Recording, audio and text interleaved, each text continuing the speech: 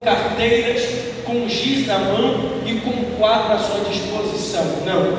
A didática de Jesus era diferente.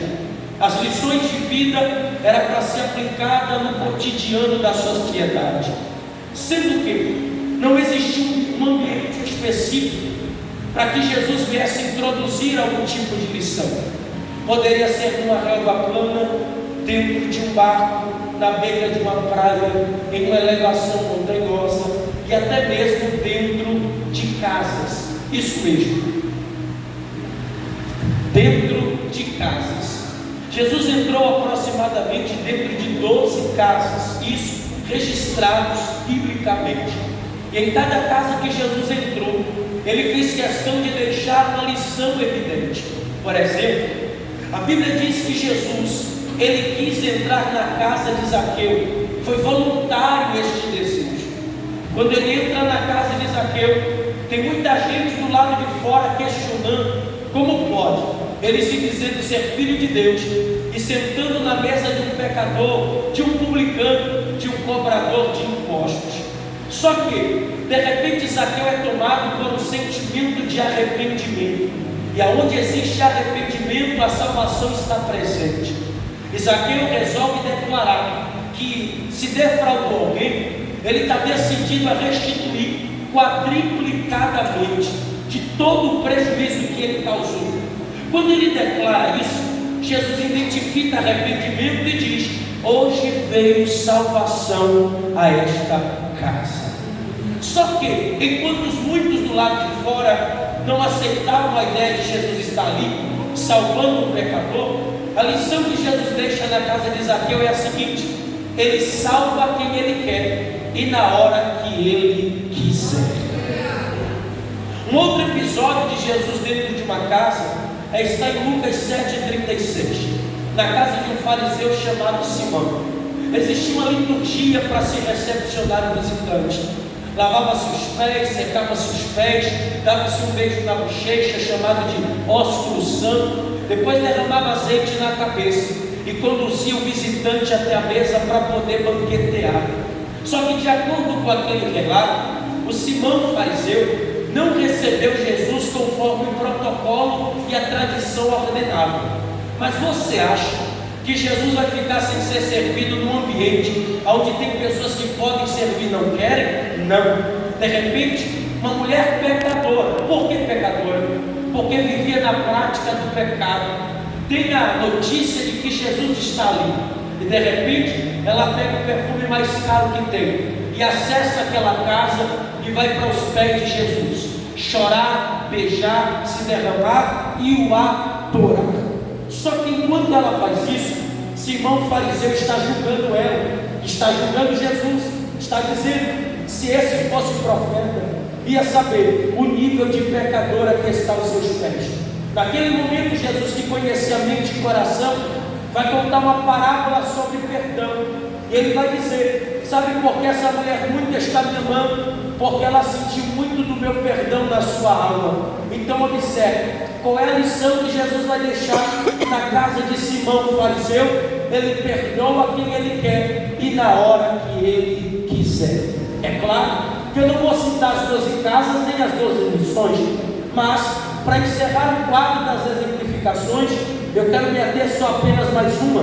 E esta casa fica situada em uma aldeia chamada Betânia. Qual é o nome da aldeia? Betânia. E Jesus é convidado por uma mulher moradora dali, onde ela ainda tinha 2 irmãos. Uma se chamava Maria, que era figura feminina, e o outro se chamava Lázaro, que era uma figura feminina. Essa era uma família muito conhecida dentro de Betânia, até que Marta resolve chamar Jesus e os seus discípulos para entrar em sua casa e comer e banquetear.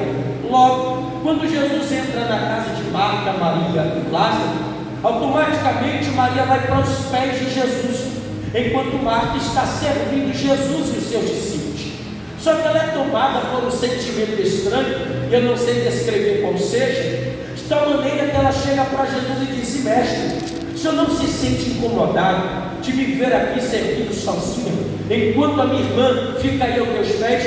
dá a impressão de que está aos pés de Jesus ouvindo a palavra é coisa de gente desocupada. E aí Jesus vai repreender ela e vai dizer: Marta, Marta, tu anda ansiosa para lá, para cá. Desde que aqui eu cheguei, você não aproveitou a minha presença. Ao contrário da tua irmã, escolheu a melhor parte, que está aos meus pés ouvindo a minha palavra, e essa parte não lhe será tirada. Pregador, qual é a lição que Jesus vai deixar na casa de Marta, Maria e Lázaro?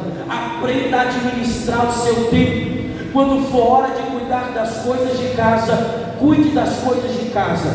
Quando for hora de cuidar das coisas de Jesus, cuide das coisas de Jesus. Quantos vieram aqui para celebrar o nome dele? Diga glória. Glória a Deus. Pois bem, só que de todas as casas que Jesus fez, que eu citei e que eu não citei, só teve uma que ele voltou por mais de 2 ou até mesmo 3 vezes, de acordo com registros bíblicos. Que casa foi essa? Foi justamente a casa desses 3 irmãos, que ele deixou a lição da administração do tempo. Só que isso nos faz acrescer a seguinte ideia: bom, já que essa foi a casa que mais Jesus pisou, essa casa deve ser isenta de luto. Se essa é a casa que Jesus construiu, um relacionamento amigável e íntimo com os membros dela, essa casa jamais deverá passar por uma adversidade. Enquanto, na verdade, esse texto me prova o contrário. Quanto mais eu tenho Jesus na minha casa, mais eu estou sujeito a passar por adversidade. Quanto mais eu tenho intimidade com Jesus, mais eu estou sujeito a passar por luta. Você já percebeu? Depois que você assumiu um compromisso particular com Jesus, as suas lutas não têm sido normais. Porque a finalidade da luta, de acordo com o pastor Tiago, é amadurecer a nossa fé, produzir crescimento espiritual. E haja visto que Deus não vai deixar você passar por coisas que você não tem a capacidade de suportar ou de aguentar. Todo mundo que passa por luta, Deus conhece a capacidade de cada um. Quando vem lutas agressivas, não é Deus lhe maltratando, é que Ele sabe até onde você suporta. E se Ele lutou, é porque Ele sabe que você vai superar para a glória do nome dEle. Aleluia. Você quer ver que quanto mais eu tenho compromisso com Jesus, mais as adversidades querem lhe assolar? Vocês lembram do episódio de Marcos 4:35, quando Jesus está no barco e os discípulos também estão ali? Eles vão atravessar para o outro lado. Vão atravessar para onde? Outro lado. Não, vai atravessar para onde? Do outro lado. O texto ali diz o seguinte: outros barquinhos o seguiam. Pode ler. Outros barquinhos o seguiam. Só que em um dado momento da navegação, uma grande tempestade se levanta. Só que quando a tempestade vai atingir, só atinge o barco que leva Jesus. E por que não os outros barquinhos? Porque tempestade não quer atingir barco que não tem compromisso com Jesus. Tempestade só quer atingir barco que leva Jesus. Mas eu tenho uma notícia de Deus para você: não é o vento forte, não é o mar bravio, não são as ondas agitadas que vai quebrar o teu compromisso e a comunhão que você construiu com Cristo. Aquilo que veio para te matar vai servir para te deixar mais forte, e o nome do Senhor será glorificado. Quantos acreditam nessa verdade? Diga pelo menos um glória a Deus aí.